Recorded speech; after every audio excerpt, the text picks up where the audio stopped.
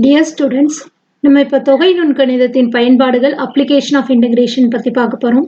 எடுத்துக்காட்டு 9.14, அதாவது 9.14 தான் சொல்லணும், 14 சொல்லக்கூடாது, 1.14. மதிப்பிடுக integral of 0 to 1.5 floor function. இது ஒரு floor function, x squared floor function x squared into dx. இந்த ஃப்ளோர் ஃபங்க்ஷன் வந்து மீ பெரும் முழுக்கள் சார்பு. முழுக்கள் சார்புனா ரவுண்ட் வேல்யூ, ரவுண்ட் ஃபிகர் வேல்யூவாக இருக்கும். பாயிண்ட் எல்லாம் வச்சு இல்லாமல், ஃப்ராக்ஷனல் வேல்யூ இல்லாமல், இட் ஷுட் பி இண்டீஜர் வேல்யூவாக இருக்கணும் அப்படிங்கிறது கொஷின்.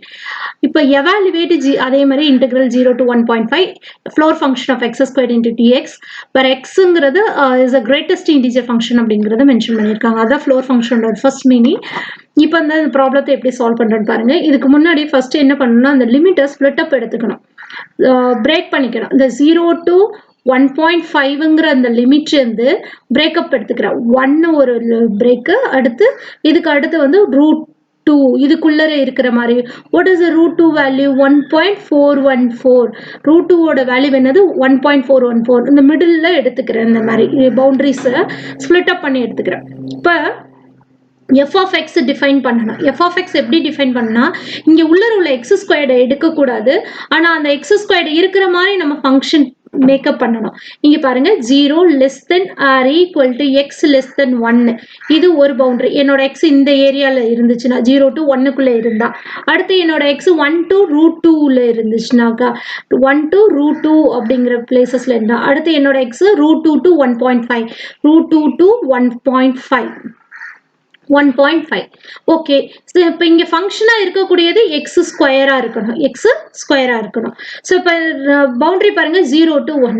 1 இன்க்ளூட் பண்ணக்கூடாது, 1க்கு முன்னாடி உள்ள வேல்யூவில் தான் இன்க்ளூட் பண்ணணும், ஏன்னா இங்கே ஈக்குவல் டு இல்லை. அப்போ 0 தான் இப்போ ரவுண்ட் வேல்யூ. 0 to 1க்குள்ளே நம்ம பார்த்தோன்னா இதை ஸ்கொயரும் பண்ணணும், ஏன்னா இது வெறுமே எக்ஸ் தான் இருக்குது இங்கே.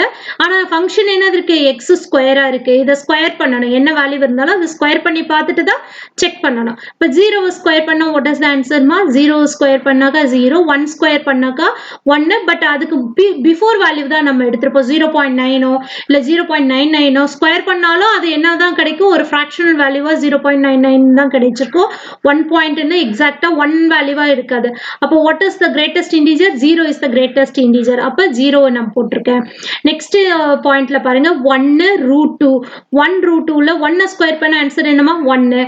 √2 ஸ்கொயர் பண்ண ஆக்சுவலா 1.4. √2 வேல்யூ என்னது? 1.4. அது √2 இன்டகிரேட் ஸ்கொயர் பண்ணும்போது what is the answer அப்படின்னாக்கா 1.96. 1.96 அப்படிங்கிறது √2 ஸ்கொயர் வேல்யூ. அதாவது மேம் √2 ஸ்கொயர் வேல்யூ 4ன்னு சொல்ல வேண்டியதானே அப்படின்னாக்கா இல்லை, √2 எக்ஸாக்ட் வேல்யூ 1.4 ஸ்கொயர் பண்ணி பாருங்க, 1.96 தான் கிடைக்கும். 1.96 அப்படின்னு நம்மள அப்ராக்சிமேட்டா எடுத்திருக்கோம். நம்ம வந்து அந்த வேல்யூ வந்து எக்ஸாக்டா 2ங்கிறது 1.96 தான் எக்ஸாக்ட் ஆன்சரா கிடைக்கும், அக்யூரேட் ஆன்சர். ஓகேவா? அப்போ √2 இங்கே அதே மாதிரி இந்த √2 வேல்யூ 1.96. இங்க 1.5 வேல்யூ என்னன்னா 2.25ன்னு இருக்கும். ஸோ இதுக்கு இந்த இன்டர்வலுக்கு மிடில் உள்ள கிரேட்டஸ்ட் இண்டீஜர் எடுக்க போகிறோம். இப்போ 0 இஸ் த கிரேட்டஸ்ட் இண்டீஜர். அதே மாதிரி 1 தான் எடுக்கலாம். Less than or equal to போட்டுக்கிறதுனால 1 எடுத்துக்கலாம். 1.96 எடுக்க முடியாது, ஏன்னா அங்கே ஈக்குவல் டு இல்லை. அப்போ 1 இஸ் த கிரேட்டஸ்ட் இண்டீஜர். இப்போ 1.96க்கும் 2.25க்கும் நடுவில் உள்ள கிரேட்டஸ்ட் இண்டீஜர் யாருன்னு பார்த்தாக்கா 2 இஸ் த கிரேட்டஸ்ட் இண்டீஜர். இதுக்கு மிடில் நம்ம என்ன எடுத்துக்கலாம்? 2ங்கிறத டிஃபைன் பண்ணலாம். 1.96க்கும் 2.25க்கும் மிடில் என்னென்ன எடுக்கலாம்? 2ங்கிற வேல்யூ எடுக்கலாம். அப்போ f of x is equal to 0 to 1ல கிரேட்டஸ்ட் இண்டீஜர் 0, 1 to √2ல கிரேட்டஸ்ட் இண்டீஜர் 1, √2 to 1.5. ஏன் இதை நான் ஸ்கொயர் பண்ணிக்கிறேன் அப்படின்னா, என்னோட ஃபங்க்ஷன் எஃப் ஆஃப் எக்ஸ் எப்படி இருக்கு? எக்ஸ் ஸ்கொயரா இருக்கு. அப்போ இந்த லிமிட்ஸையே நம்ம ஸ்கொயர் பண்ணிட்டு மிடில் ஆஃப் த வேல்யூல கிரேட்டஸ்ட் ஃபங்க்ஷனா எடுத்துக்கணும். அப்போ 2 is the greatest integer. So இப்போ இதை தான் நம்ம இன்டிகிரேட் பண்ண போறோம். அந்த டைரக்டா இந்த எக்ஸ் ஸ்கொயரை வச்சு இன்டிகிரேட் பண்ணக்கூடாது, பிகாஸ் இது கிரேட்டஸ்ட் இண்டீஜர் ஃபங்க்ஷன் மெத்தட்ல இதை சால்வ் பண்ண போறோம். இப்போ பாருங்க, இந்த சம்மோட சொல்யூஷன் என்னது? 0 to 1. ஃபர்ஸ்ட் ஃபங்க்ஷன் 0 to 1 இருக்கையில ஃபங்க்ஷன் என்னது? F of X into 0 into DX plus integral of 1 to √2 the function 1 into dx plus integral of √2 to 1.5 2 into dx. So இதுதான் இந்த மாதிரி 3 ஸ்டெப்ஸா இதை பிரிச்சிருக்கேன். அடுத்து இதை சால்வ் பண்ணுங்க. 0 இன்டிகிரேட் பண்ண ஆன்சர் என்னது 0 பிளஸ் 1 இன்டிகிரேட் பண்ணா எக்ஸ். So the limit is 1 to √2ங்கிறத அப்ளை பண்ணியிருக்கேன். நெக்ஸ்ட் இங்க வந்து 2 into x, x integration பண்ணா 2 into x, the limit is √2 to 1.5, √2 to 1.5ங்கிறது mention பண்ணியிருக்கேன். நெக்ஸ்ட் லிமிட் அப்ளை பண்ணுவோம். ஃபர்ஸ்ட் அப்பர் லிமிட் அப்ளை பண்ணுவோம். எக்ஸுக்கு பதிலா √2 minus 1, லோயர் லிமிட் வந்து அப்ளை பண்ணும்போது முன்னாடி ஒரு மைனஸ் போடணும்.